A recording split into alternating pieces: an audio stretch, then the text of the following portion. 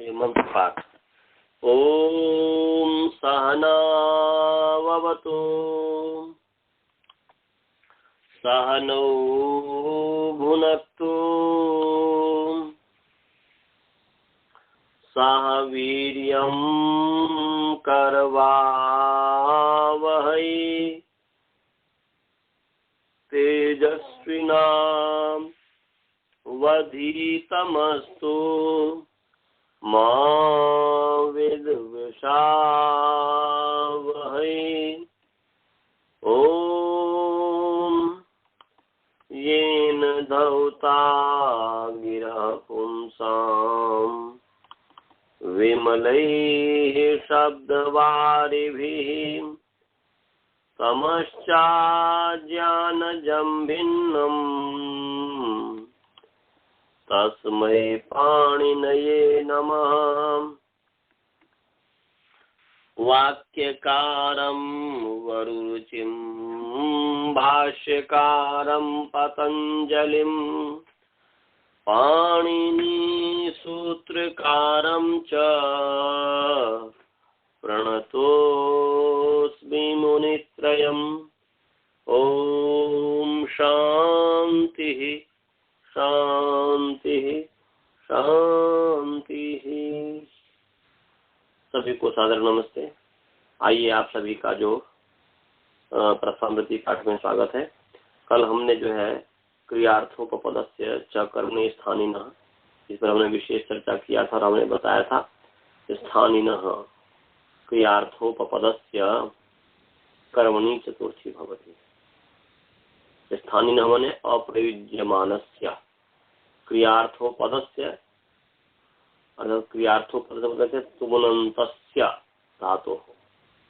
जो अप्रयुज्यमान क्रियार्थ उपपद तुमनंत जो धातु है, तुमनंत जैसे आहर्तुम, ऐसा हमने बताया था ना।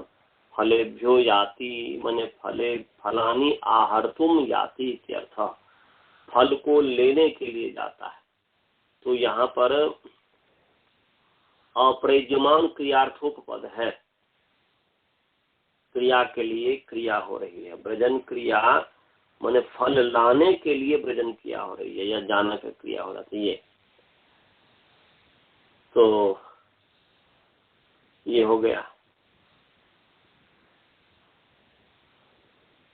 ऐसे ही नमस्कुर्मः ईश्वराय,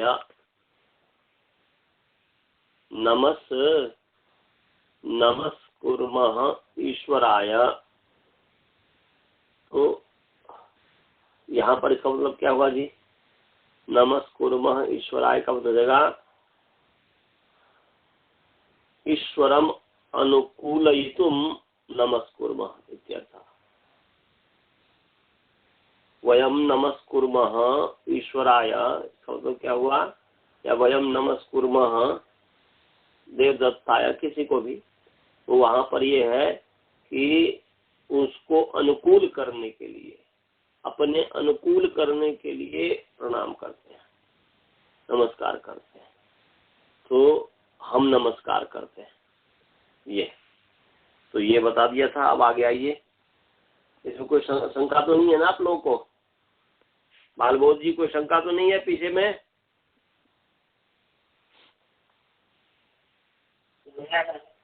तो आगे है तुमर्थाच भाव वचनात्, तुमर्थाच भाव वचनात्, तुमर्थात्, तुमर्थात् का मतलब है अकारांत पुंलिंग तुमूर्थ शब्द, पंचमी विभक्ति एक वचन।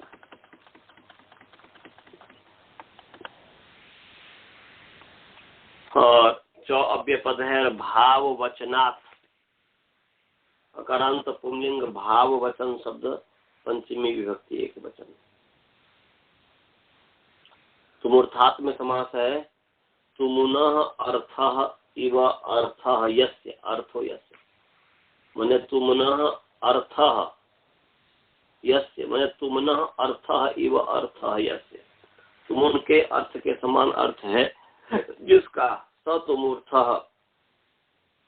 स तुमर्थ, तुमूर्थ गत कहला जाता है परमात्मा। तुमर्थ मैंने तुमना अर्थ इव अर्थ यस्य, तो तुमनः अर्थ इव अर्थ यस्य स तुमर्थ, तो तुमुन के जो अर्थ हैं, तुमना षष्ठी व्यक्ति हो गया, तुमुन के अर्थ के समान अर्थ है, जिसका अर्थ तुमुन के अर्थ के समान है, उसको कहेंगे तुमर्थ। तस्मात् तुमर्थात् बहुव्रीहि समास हो गया। और भाव वचनात् का अर्थ है, वचन का अर्थ है उच्चते अन्यति वचन, जिसके द्वारा कहा जाता है वो वचन हुआ। और भावस्य वचन, भाव वचन, भाव का वचन वो भाव वचन, जिसके द्वारा कहा जाता है उसको वचन कहेंगे। या भावं वक्ति की भाव वचन, ऐसा कर दीजिए, भाव को कहने वाला भाव वचन हो गया। यहाँ का कर्तार्थ में भाव को जो कहने वाला है, माने भाव को जो कहने वाला, भाव को जिसके द्वारा कहा जाता है, मतलब ये हुआ। वहां पर ये कहेंगे तो भावः उच्यते येन इति भाव वचन, जिसके द्वारा भाव कहा जाता है।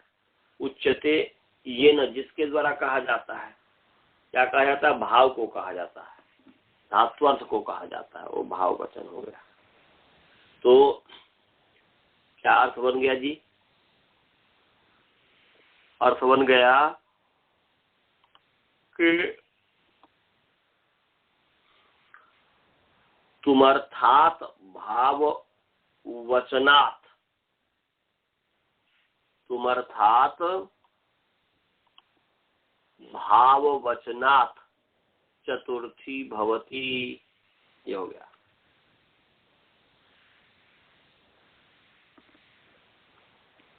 माने तुमर्थात् भाव वचनात् चतुर्थी भवती, तो तुमर्थात् भाव वचनात् चतुर्थी भवती का मतलब क्या हुआ जी? अर्थात इसका मतलब हुआ कि तुमनः समानार्थात् भाव वचनात्, तुमर्थात् भाव वचनात् प्रातिपदिकात् चतुर्थी विभक्तिर्भवति।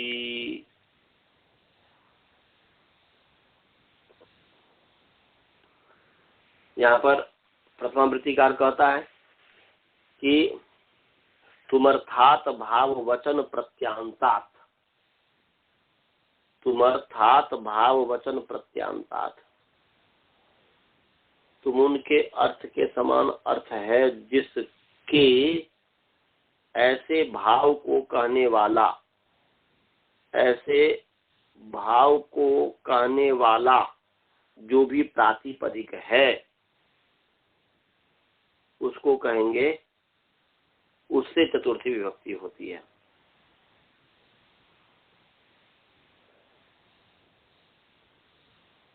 तो यहाँ पर भाव वचन का मतलब जो है, भाव वचन जो लेना है वह भाव वचनाश्च सूत्र है ना, भाव वचनाश्च, ये 3-3-11 नंबर सूत्र निकाल लीजिए। तीसरा अध्याय, तीसरा पाद, 11 नंबर, 11 भाव वचनाश्च निकाल लिए। भाव वचनाश्च, तो भाव वचना अकारांत पुंलिंग भाव वचन शब्द समाप्ति बहुवचन है, चौव्य पद है। और वचन का मतलब है ब्रुवन, माने ब्रुवंती इति वचना, ब्रुवंती इति वचना। तो यहाँ पर कर्ता अर्थ में लिट प्रत्यय हुआ है कि कहने वाला, कहने वाला उसको कहते हैं वचन। और भावस्य वचना भाव वचना, भाव को जो कहने वाला है, कर्तार्थ में भाव को जो कहने वाला है उसको कहेंगे भाव वचना। ये षष्ठी तत्पुरुष बात हो गए। ऊपर से धातु प्रत्यय परश्च, इस सब की वृत्ति आ रही है।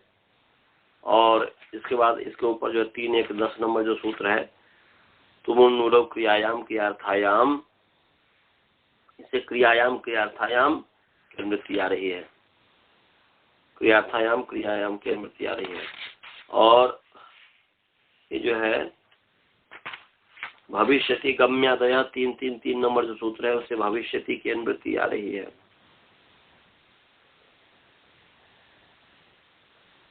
तो क्या अर्थ हो गया कि क्रियार्थायाम क्रियायाम उपपदे, ऐसा कभी तत्रूपतम शब्द में स्थम है तो उपपदे हो जाएगा।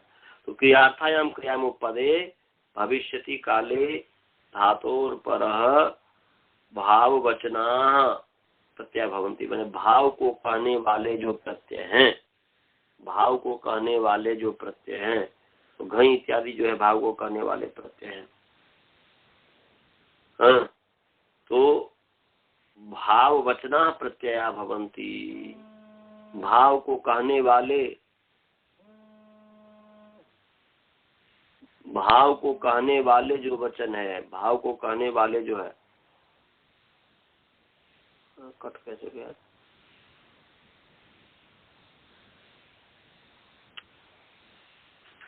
भाव को कहने वाले जो प्रत्यय वो आते हैं। तो भावे इत्यादि से घई इत्यादि जो प्रत्यय हुआ है उसकी बात यहाँ पर कही जा रही है। उसी बात को यहाँ पर भाव वचना कहा कि तुम अर्थात भाव वचनात्, माने तुम अर्थ के समान, तुमुन अर्थ के समान अर्थ है जिसका, तुमुन अर्थ के समान अर्थ है जिसका,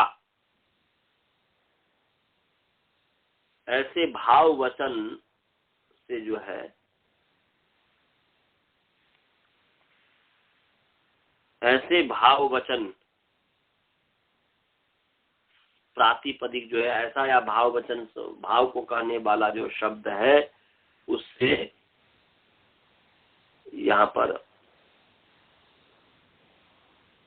चतुर्थी विभक्ति हुई है। जैसे उदाहरण से पता चल जाएगा, पाकाय ब्रजति, पाकाय ब्रजति,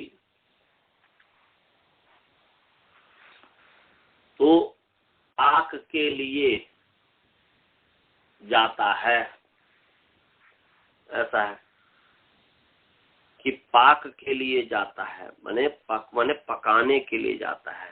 त्यागाय ब्रजति, त्याग करने के लिए जाता है। संपत्तये ब्रजति, संपन्न करने के लिए, संपत्तये ब्रजति, संपत्ति के लिए जाता है, संपन्न करने के लिए जाता है। इष्टये ब्रजति, यज्ञ करने के लिए जाता है। तो यहाँ पर क्या है, पाकाय, पाकाय में पच धातु से जो प्रत्यय हुआ वो घई प्रत्यय हुआ है।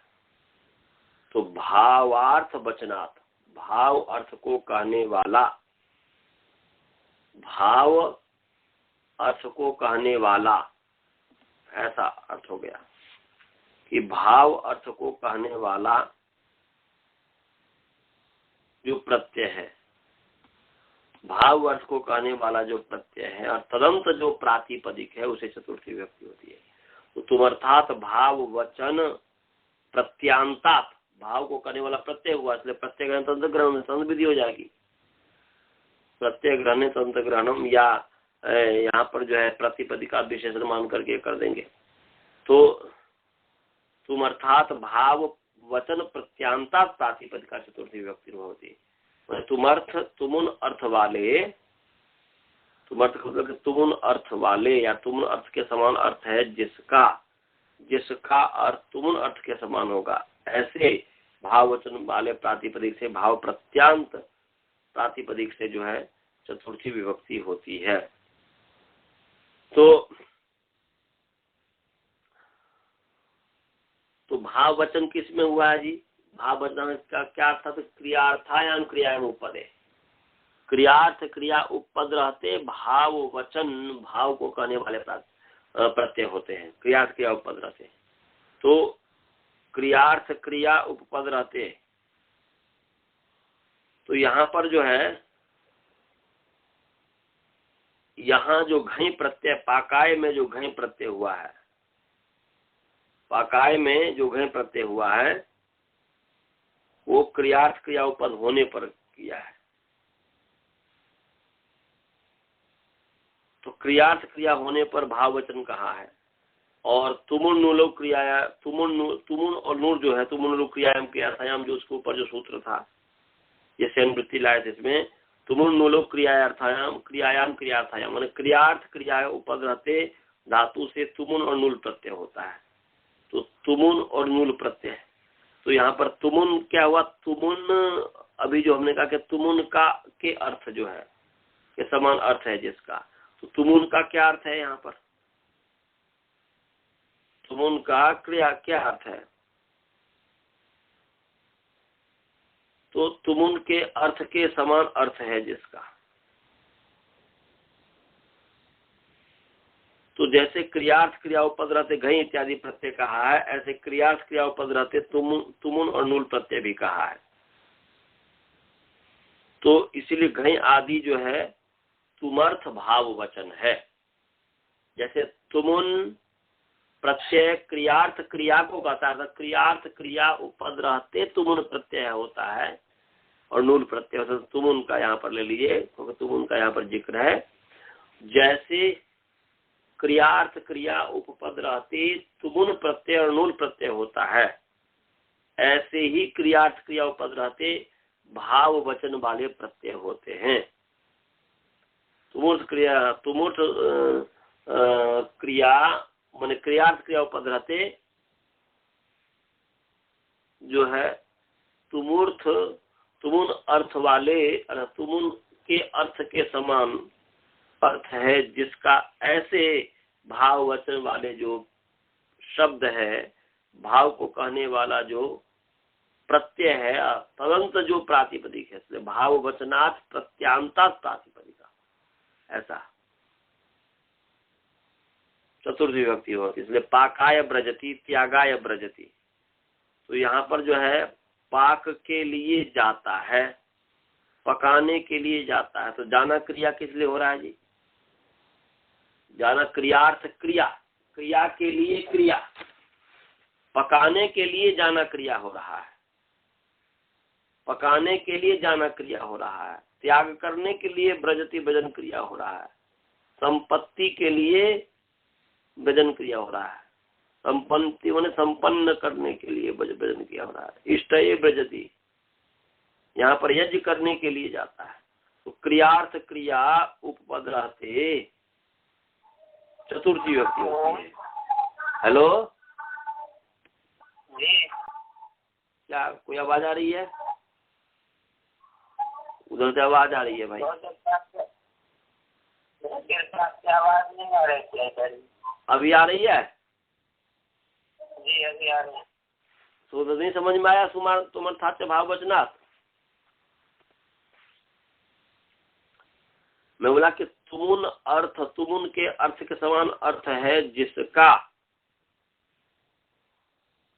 जिस तुमुन के अर्थ के समान अर्थ है जिसका, तुम ऐसे भाव वचन वाले, भाव को कहने वाले जो प्रत्यांत प्रातिपदिक है उसे चतुर्थी विभक्ति होती है। ऐसा बताया कि तुमर्थात भाव वचनात् या भाव वचन प्रत्यांतात प्रातिपदिकात् चतुर्थी विभक्ति भवती। तो पाकाय ब्रजति, यहाँ पर ब्रजन क्रिया माने तुमुन के अर्थ के समान अर्थ है जिसका, तो यहाँ पर तुमुन के अर्थ के समान अर्थ किसका है,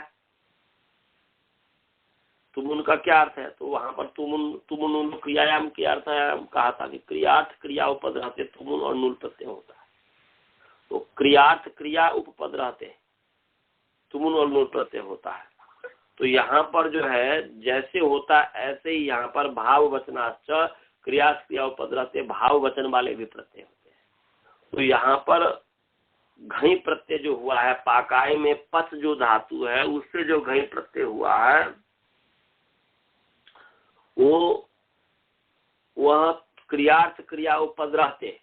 तो क्रिया के लिए, पकाने क्रिया के लिए ब्रजन क्रिया होगा, क्रियार्थ क्रिया हो गया ब्रजन,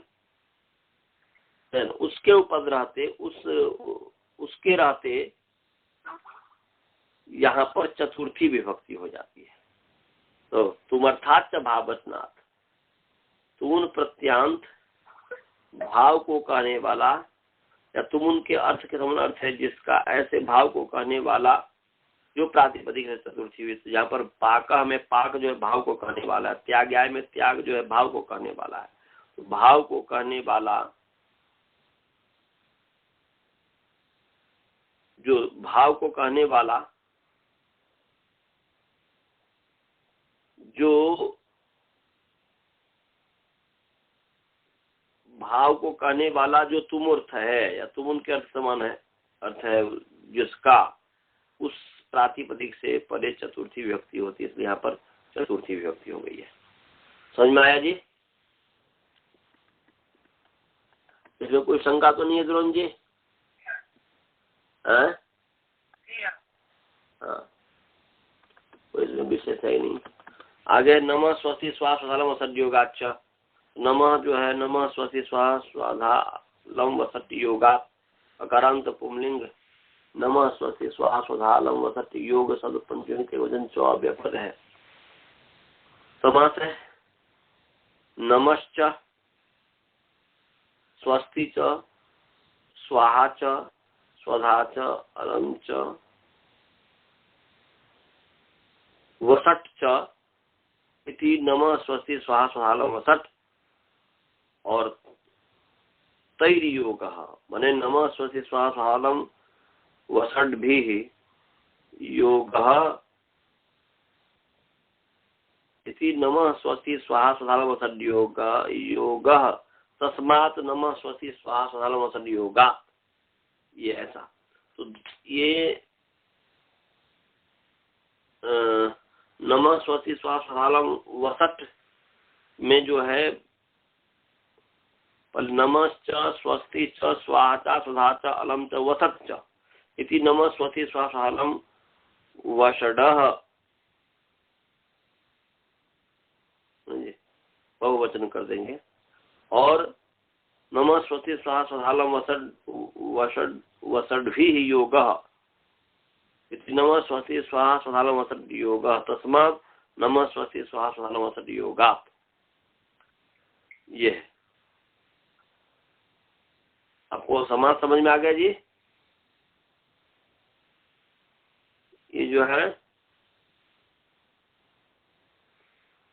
तो इसके योग में यहाँ पर चतुर्थी के मृत्यु आने तो नमः स्वस्ति स्वाहा स्वधालम स्वधा अलम वसट इत्यते शब्दे योगे चतुर्थी विभक्ति होती। इसके योग में चतुर्थी विभक्ति होती है, इसके योग में चतुर्थी विभक्ति होती है। आगे है उदाहरण के लिए इसमें जो दिया है वो क्या है? वह है नमो गुरुभ्यः नमो देवेभ्यः स्वस्ति प्रजाभ्यः अग्नये स्वाहा सोमाय स्वाहा स्वधा पितृभ्यः अलम मल्लो मल्लाय अलम इत्यर्थ ग्रहणम प्रभुर मल्लो मल्लाय वषड अग्नये वषड इंद्राय। तो इन सब के योग में चतुर्थी हो गई है, इसमें कुछ विशेष नहीं है। आगे है मन्य कर्मण्यनादरे विभाषा प्राणिषु। तो मन्य कर्मणि नकारांत नपुंसकलिंग मन्य कर्मण शब्द सप्तमी विभक्ति एक वचन।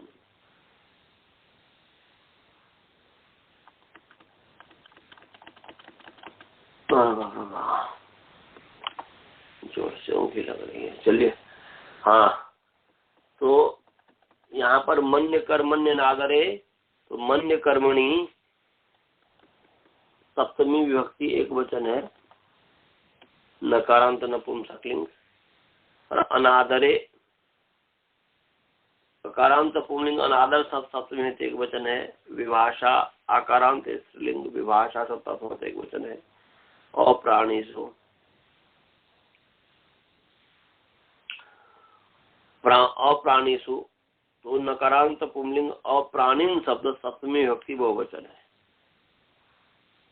अब जो है मन्य कर्मणि में क्या है? मन्यस्य कर्म मन्य कर्म तस्मिन् मन्य कर्मणि षष्ठी तत्पुरुष समास है। और अनादर में जो है न आदर अनादर तस्मिन अनादरे, नहीं तत्पुरुष समास हो गया।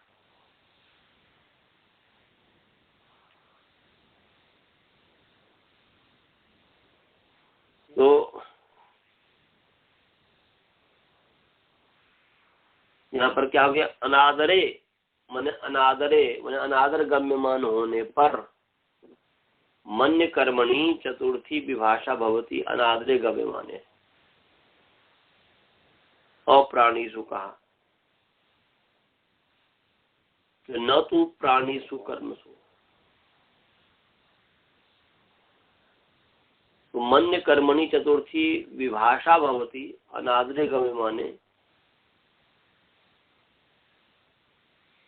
तो यहाँ पर जो है क्या है कि अनादर गम्यमान होने पर अप्रमण प्राण वर्जित जो है मन्य धातु के जो कर्म है उसमें विकल्प चतुर्थी विभक्ति होती है। तो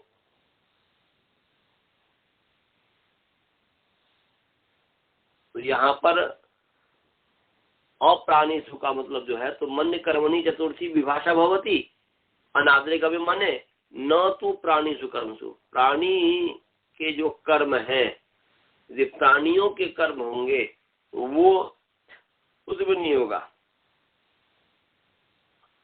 उसमें चतुर्थी विभक्ति नहीं होगी। जैसे अनादरे गम्यमाने प्राणी वर्जिते मन्यते कर्मणि, विभाषा चतुर्थी विभक्ति भवती। अनादर गम्यमान होने पर जो मन्य धातु के प्राणी को छोड़ करके प्राणी वर्जित जो कर्म है उसमें चतुर्थी होती है। उदाहरण के लिए न त्वाम तृणम मन्ये, न त्वा नृणाय मन्ये, न त्वा वसु मन्ये, न त्वा बुसाय मन्ये। तो यहाँ पर जो है मन्य जो धातु है, मन्य धातु जो है उस मन्य धातु के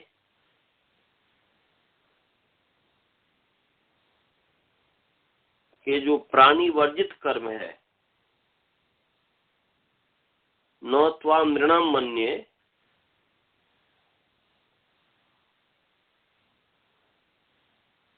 वो जो से नींद आ रही है मुझे, इतना ही रहने दीजिए जी, नहीं मैं पढ़ा पा रहा हूँ। हाँ मैं नहीं पढ़ा पा रहा हूँ, कोई लाभ नहीं हुआ। कल दिन में मैं सो के फिर रात में फिर पढ़ाऊंगा। इतने ही रहने दीजिए। चलिए मंत्र पाठ। ओम पूर्णमदः पूर्णमिदं पूर्णात् पूर्णमुदच्यते पूर्णस्य पूर्णमादाय पूर्णमेवावशिष्यते। ओम शांति शांति शांति। नमस्ते जी, नमस्ते। अच्छा। नमस्ते।